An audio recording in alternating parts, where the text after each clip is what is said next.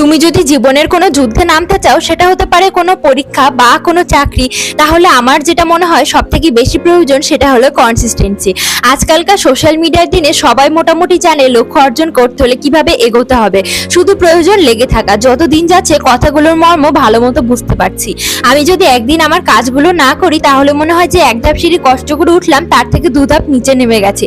আর বাঙালিদের বড় সমস্যা ল্যাদ খাওয়া আর ঘুমের চক্করে কোনো কাজই ইদানিং ঠিকমতো করে উঠতে পারছি না।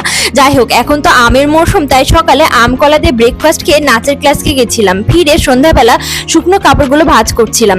আর এখন বলতে গেলে ডেইলি আমি সুইমিং ক্লাসে যাচ্ছি। সুইমিং ক্লাসে গিয়ে ফার্স্টেই ড্রেস চেঞ্জ করে ক্যাপ আর আই গ্লাভস পরে জলে নেমে পড়লাম। আর আমি এখন নর্মাল সাঁতারটাই পারি, এখনো অনেক শেখার বাকি আছে। আর যতই ক্যাপ পরি না কেন, দেখো পুরো চুলটাই ভেজে যায়, সেটাই ভালো মতো করে মুছছিলাম, না হলে ঠান্ডা লেগে যাবে। ফিজিক্যাল এক্সারসাইজের মধ্যে সুইমিংটা আমার সব থেকে বেশি ভালো লাগে। তো আজকের জন্য এখানে এন্ড করছি, টাটা।